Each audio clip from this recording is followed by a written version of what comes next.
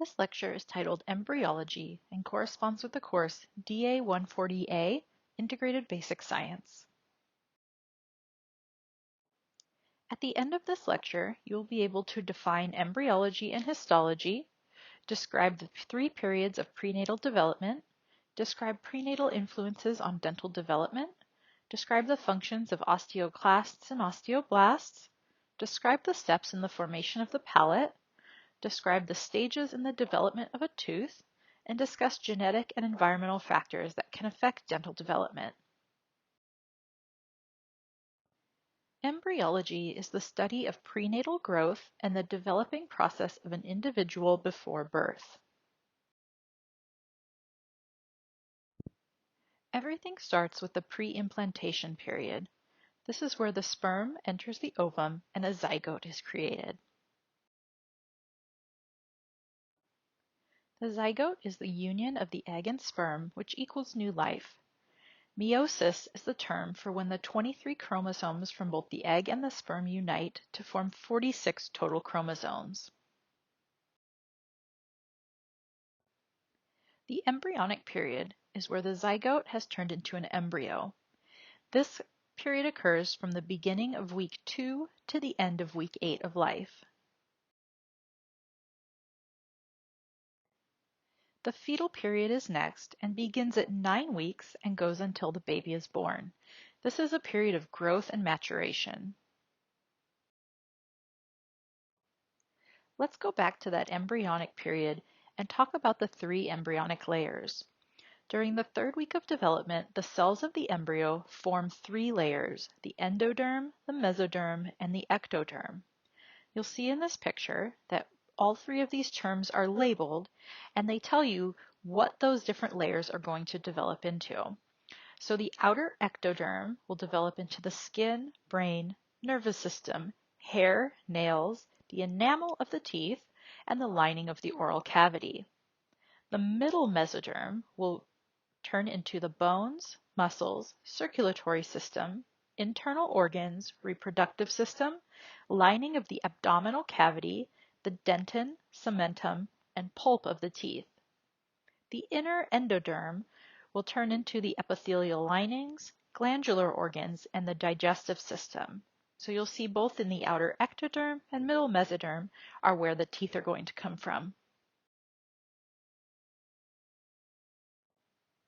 This photo shows you more of the picture of an actual embryo and what it looks like, and points out those 3 areas as well. So you can see where those 3 areas really lie on an actual embryo.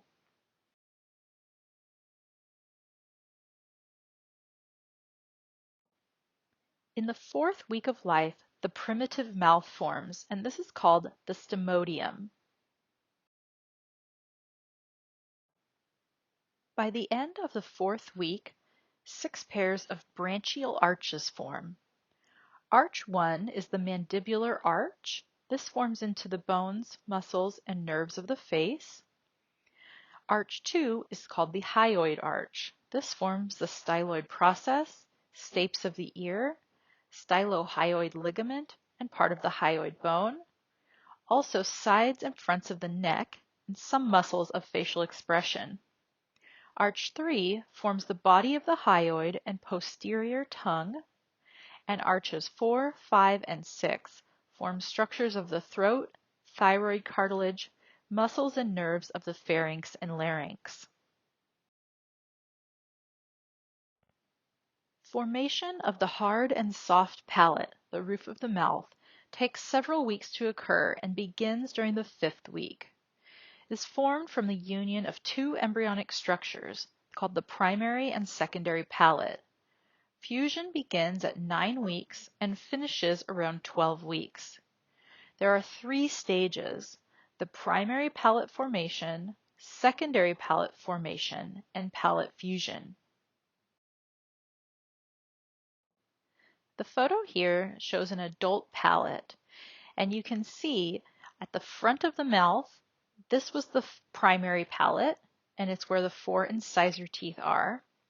And then you can see the 2 pieces of the secondary palate, the right and left, which have fused together down the midline and through the incisors and the canines to form a Y. That's the way the primary palate and the secondary palates fuse together. And you can also see where the hard palate and soft palate lie. During palate formation, there can be a disruption. If there's any disruption in the stage of palate formation, this can result in cleft lip or cleft palate. On the left-hand side photo, you can see that this child has both cleft lip and cleft palate. On the right-hand side, this is just a cleft palate because the cleft does not interfere with the formation of the lip. In America and in developed countries, if there is a cleft lip or palate, it is easily corrected. You can see here a before and after photo after corrective surgery. There are different classifications in disruption of palate formation. If you look at the diagram here, you can see that on the top left, that is a normal palate. The second photo shows just a cleft palate. On the far right, you can see this is a cleft lip, and it involves just one nostril. On the lower left, you can see we have cleft lip that involves two nostrils. And on the right side, you can see this is both cleft lip and cleft palate, involving all areas. Development of the face primarily occurs between weeks 5 and 8. During the first month, an overhanging forehead is dominant. During the second month, there is rapid growth of the nose and upper jaw. And during the third month, the fetus resembles a human, but the head is disproportionately large. This photo shows development over time of the face of the fetus. Again, we can see the facial development of the embryo and fetus, the fine hair that covers the skin to help protect the baby from amniotic fluid. This photo shows development from an embryo to a child to an adult, and you can see the different areas of the face and how they develop over time. Let's begin to talk about tooth development. The embryo is 5 to 6 weeks old when development starts. It begins first in the mandibular region and then in the maxillary. By the 17th week, which is a little after week 4 of pregnancy, all the primary teeth are developed and the permanent teeth begin to develop. Here we can see development at 5 months in utero, then at 7 months in utero, what is present at birth, and then around 6 months is when the teeth actually start to emerge or erupt into the mouth. We'll talk about some disturbances in tooth development. Anomalies can occur at any stage in development. These can be from genetic factors. Most often this would be tooth to jaw size, so teeth are larger than the jaw or teeth are smaller than the jaw. And large discrepancies can cause a malocclusion. So that means that the occlusion is not coming together in that class 1 that we like to see. We can also have environmental factors. These are called teratogens and include things like infections in the mother, drugs, or exposure to radiation. Now we'll talk about specific disturbances in tooth development. Anodontia is the absence of single or multiple teeth. In the top photo, you can see that the lateral maxillary incisors are missing. Supernumerary teeth is when there are one or more extra teeth. In the middle photo, you can see that there are a number of extra teeth. Macrodontia and microdontia. This is abnormally large or small teeth. The photo on the bottom left is macrodontia, where the central incisors are much larger compared to the other teeth. Microdontia is when the teeth are abnormally small.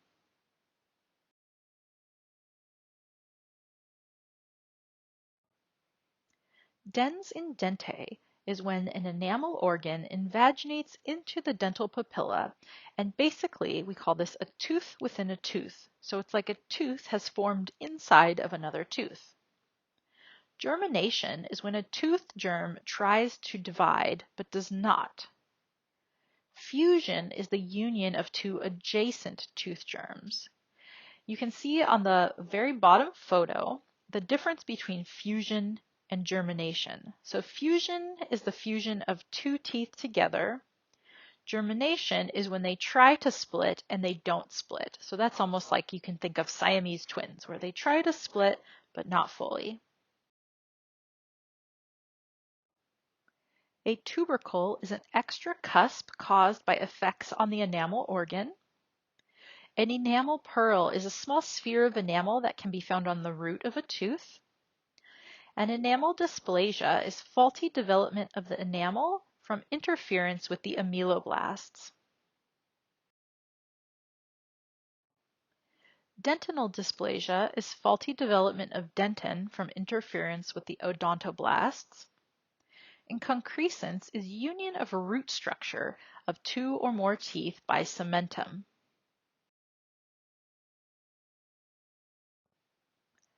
Facial growth occurs in spurts throughout a person's life from childhood through adulthood. Osteoblasts are responsible for depositing bone or new bone formation. They're the bone building cells. An example would be the bone filling in an area after an extraction. Osteoclasts are the cells that take bone away or resorb bone. An example here would be bone loss from the alveolar ridge due to periodontal disease. So the bone is going away. Odontogenesis is the process of tooth formation. In the diagram here, you can see that process. It begins with a stage called the lamina, then the bud stage, cap stage, the bell stage, and then finally with tooth eruption. The bud stage occurs during about the 8th week and starts with the formation of the dental lamina. The lamina produces 10 enlargements called tooth buds for the primary teeth. There are 10 in each arch. Next begins the cap stage, which is also known as proliferation, where a solid tooth changes into a hollow cap-like shape. The enamel organ forms, which eventually becomes the enamel of the new tooth. Structures become what is known as the dental papilla, the dentin, and the cementum of the tooth.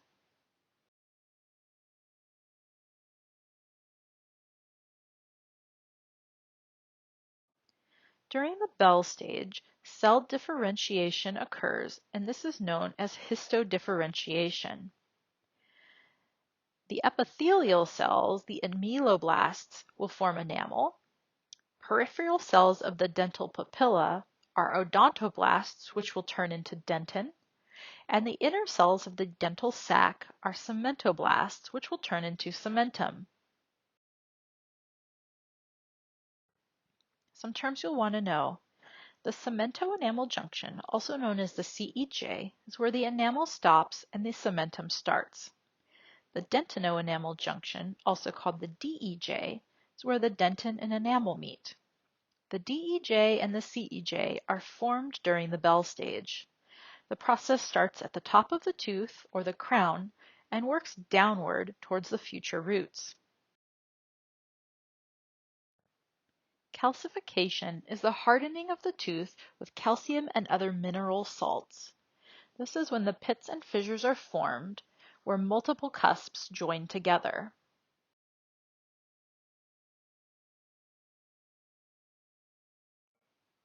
Eruption is the movement of the tooth into its functional position in the oral cavity.